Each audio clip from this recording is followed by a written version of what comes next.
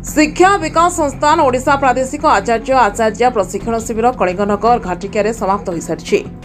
कलिंगनगर घाटिका शिक्षा विकास संस्थान ओडिशा प्रादेशिक आचार्य प्रशिक्षण शिविर उद्यापित हो सारी। श्रीजुक्त रमाकांत मिश्र, श्री गदाधर बेउरा, श्री प्राणकृष्ण महांती, कार्तिकेश्वर बेहेरा, प्रसन्न नंद, मनोज कुमार साहू, एकादशी जेना, बसंत मंजरी नंद प्रमुख प्रशिक्षण देते।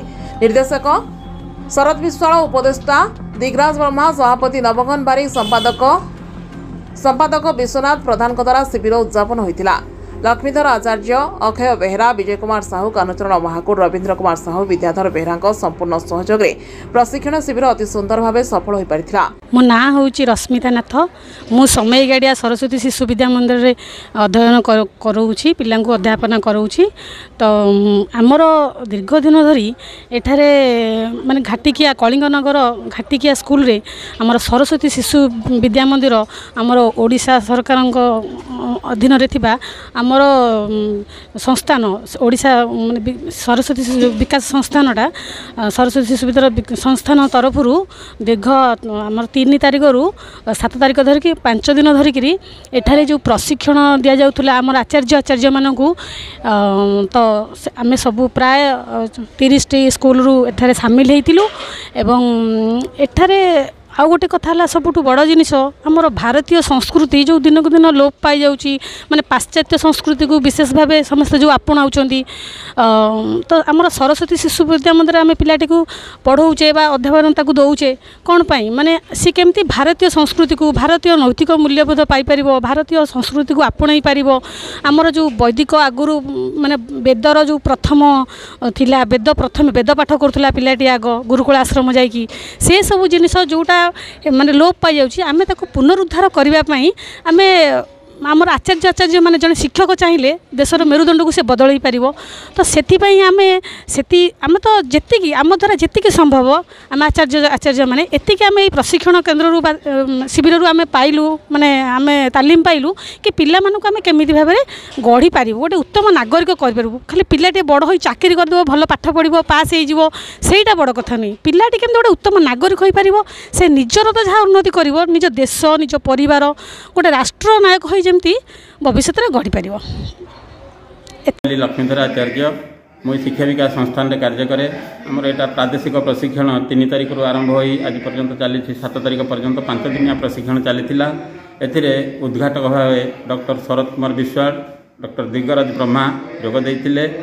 आउ प्रशिक्षक भाव आमर रही प्राणकृष्ण महांती इंग्राजी पढ़ाई, गदाधर बेउरा, रमाकांत मिश्र एमाने इंग्राजी शिक्षादान करथिले। कार्तिक चंद्र बेहेरा से विज्ञान शिक्षादान करथिले। मनोज कुमार साहू से वैदिक गणित शिक्षादान करथिले। बसंत कुमारी नंद से मध्य एठी आसी हमर छोट पिला मानक पई केमति टीएलएम प्रस्तुति से विषय शिक्षादान देथिले।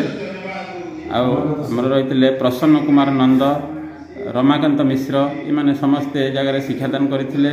शारीरिक रे पिला माने उमाकांत विश्वाल ठारू शिक्षा ग्रहण करते जोटा कि पिला मानक पई निहाती दरकार।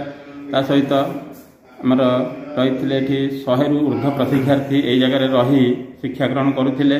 आज तार उद्यापन दिवस चली जो स्वामी श्रुतिसागर सरस्वती महोदय उपस्थित रही आज मार्गदर्शन करुँच।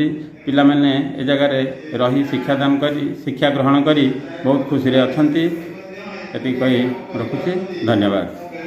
अति सुंदर कथा होची बहुत दूर दूरांतर आसीथिबा गुरुजी एवं गुरुमा अति सुंदर भाव में प्रशिक्षण शिविर में भाग नहीं निजको गर्वित अनुभव करुथिले। गुरुजी एवं गुरुमांकर मूल लक्ष्य निजे शिक्षा ग्रहण करी पिलामानकु किपरि भल पाठ सहजरे बुझाई परिबा एवं पिलाको उचित मार्गदर्शन देखाइबार मूल लक्ष्य। सर आपनका परिचय कोन होतला? एक्चुअली मु श्री अक्षय बेहेरा, शिक्षा विकास संस्थान ओडिशार ट्रस्ट सभ्य एवं यही विद्यालय प्रधान आचार्य। आज कौन होता ए विषय कौन कहे?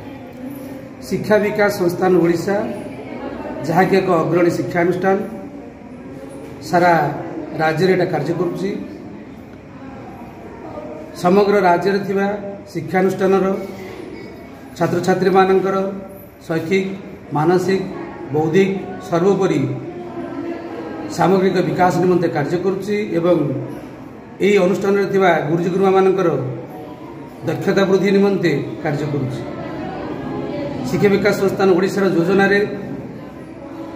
मे 3 तारिख ठारू आज पर्यंत एक प्रशिक्षण शिविर आचार्य आचार्य मान चली आज हूँ तार उद्यापन उत्सव। यही प्रशिक्षण शिविर रे ओडिशार विभिन्न कोण अनुकोण शिक्षानुष्ठान 70 जन आचार्य आचार्य शिविरार्थी भाव में अंशग्रहण करते। ओडिशार बहु ख्यातनामा रिसोर्स पर्सन आसी यही प्रशिक्षण शिविर रे आमर गुरुजी गुरुमा मानकु प्रशिक्षण देउतिले एवं गुरुजी गुरुमा माने प्रत्येक दिन प्रातः 8 घटिकार संध्या 7 घटिका पर्यंत यही शिविर रे शिक्षा ग्रहण करुले एवं आज जो प्रशिक्षण शिविर चली आज तार उद्यापन उत्सव। धन्यवाद। बलिता नहीं जलिब नहीं। अच्छा तेल अच्छी बलिता अच्छी किंतु दीपर आधार नहीं से दीप भी जलिबनी।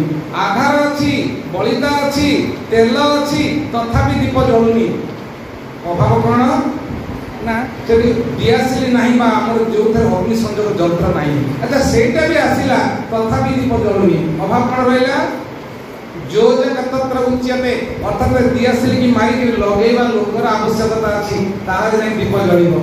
जो दीप तेल सरीगलाणी बलिता लिभिगलाणी से दीप के आलोक दे पारिबनी।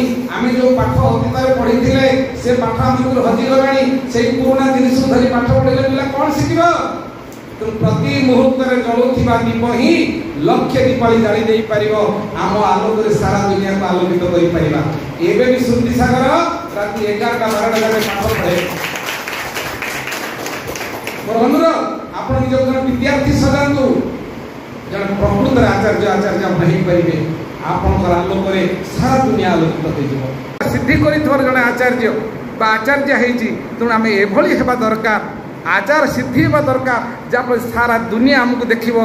दीटा आखिरे दुनिया को आम देखुला बेले लक्ष्य आखिरे दुनिया आमको देखिबो आमको शिखिबो आम चालीचलन शिखिबो आमको जानिबो एवं आमे आमर दीपर आलोक सारा दुनिया को आलोकित करवा। असतो मा सद्गमय तमसो मा ज्योतिर्गमय मूर्तिओर्मा अमृतम गमय। जे प्रकृत आमे जो कथा को जानिचे सेही कथा को बांटी केबे आचार्य। भुवनेश्वर जगवंत साहू रिपोर्ट जागृति लाइव मीडिया।